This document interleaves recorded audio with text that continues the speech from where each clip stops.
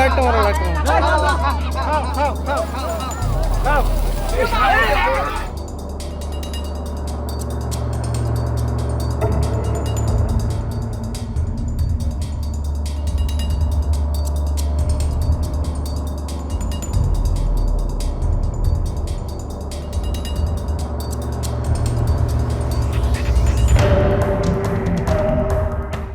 হয় পৰ্বতজোৰাৰ বনাঞ্চলৰ পৰা বিগত কেইদিন হ'ল বনাঞ্চলৰ পৰা হাতী জনাঞ্চললৈ ৰূপান্তৰ দেখিবলৈ পোৱা গৈছে। ইতিমধ্যে এই ১৭ নং যি ৰাষ্ট্ৰীয় ঘাইপথ আছে পৰ্বতজোৰা ১৭ নং ৰাষ্ট্ৰীয় ঘাইপথত হাতী ইয়াতে অৱস্থান কৰিছিল। এই ক্ষেত্ৰত যি গাড়ী চলাচলত যান জঁটৰ সৃষ্টি হৈছে দেখিবলৈ পোৱা গৈছে। ইয়াতে লোকাৰণ্য হৈ পৰিছে।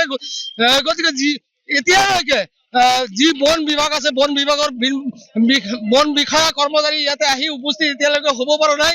এই ক্ষেত্ৰত কেনেধৰণৰ পদক্ষেপ গ্ৰহণ কৰিব যিহেতু হাতীয়ে তাণ্ডৱ চলাইছে। বিগত কেইদিন হ'ল এই যে পৰ্বতজোৰাত বিভিন্ন ঠাইত দেখিবলৈ পোৱা গৈছে হাতীয়ে তাণ্ডৱ চলাইছে।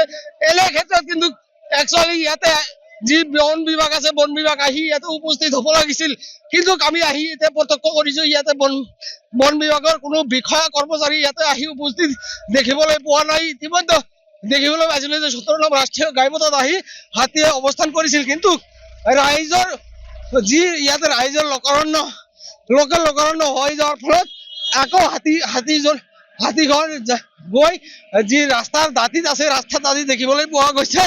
কিন্তু সঁচাকৈ ক'ব লাগিব যিহেতু ইয়াৰ পৰা বেছি দূৰ নহয় যি বন বিভাগ বিষয়া কৰ্মচাৰী আছে যি খৰাঘাট বন সংমণ্ডল আছে ইয়াৰ পৰা বেছি দূৰত নহয়। গতিকে অতি সোনকালে ইয়াতে আহিব লাগিছিল, কিন্তু এতিয়ালৈকে আহি উপস্থিত হ'ব পৰা নাই।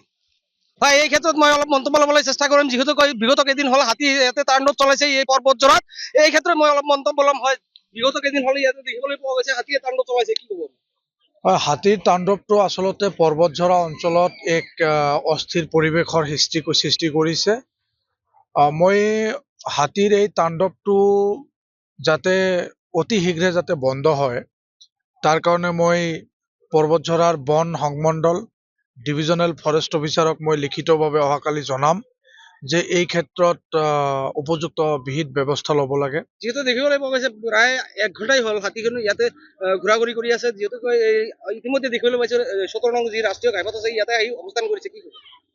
প্ৰকৃতাৰ্থত এই হাতীবোৰ যে ওলাই আহিছে ইয়াৰ মূল কাৰণটো হৈছে যে এই হাতী আচলতে ভোকৰ কাৰণে আহিছে, মোৰ এটা বিশ্বাস। কাৰণ অকল এইটো নহয়, যোৱা কেইবাবছৰ ধৰি হাতী ওলাই আহি গাঁৱৰ ভিতৰত সোমাই মানুহৰ ঘৰ বাৰীত তাণ্ডৱ চলায়। আৰু এই পৰ্বতঝৰা অঞ্চলৰ যিবোৰ দুখীয়া অঞ্চল, বিশেষকৈ যিবোৰ পাহাৰৰ দাঁতি কাষৰীয়া সেই অঞ্চলবোৰত এই হাতীয়ে তাণ্ডৱ চলাই আছে। যথেষ্ট মানুহৰ অসুবিধাৰ সন্মুখীন হৈছে। এই অঞ্চলৰ ৰাইজ ৰাতিৰ নিশাৰ ভাগত ওলাই যাব পৰা নাই। সকলোৰে মনত এটা হাতীৰ ভয়ে এটা কম্পিত কৰিছে। মই ভাবোঁ যে DFI অতি শীঘ্ৰে এইটো নিৰ্মূল কৰিব লাগে আৰু বিহিত ব্যৱস্থা লোৱাৰ লগতে হাতীৰ কাৰণে এলিফেণ্ট ফিড যিটো কয় হাতীৰ খাদ্য এলিফেণ্ট ফিড তাৰ এইটো ব্যৱস্থা কৰিব লাগে। আৰু ইয়াতে খৰাঘাট যি বন সংমণ্ডল আছে আৰু মাতৃজৰা বিট অফিচ আছে, কিন্তু এতিয়ালৈকে ইয়াতে আহি উপস্থিত হ'ব পৰা নাই। এই ক্ষেত্ৰত কি ক'ব? নহয়, মই সেই কথাটোৱে কৈছোঁ যে মই অহাকালি DFO গৰাকীক মই লিখিতভাৱে জনাম আৰু মই ইতিমধ্যে ফোনযোগে কথা পাতিলোঁ।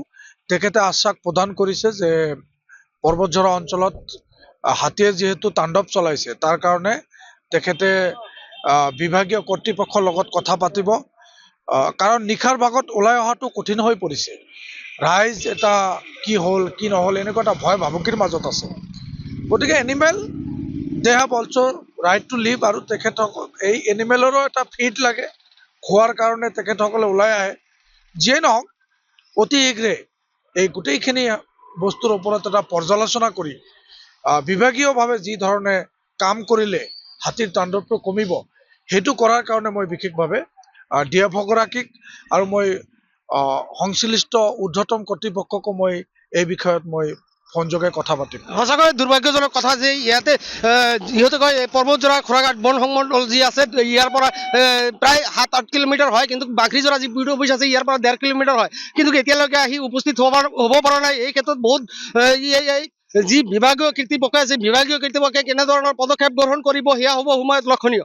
যিকোনো খবৰৰ বাবে যোগাযোগ কৰক 7099017330 লগতে 7099017110 নম্বৰত।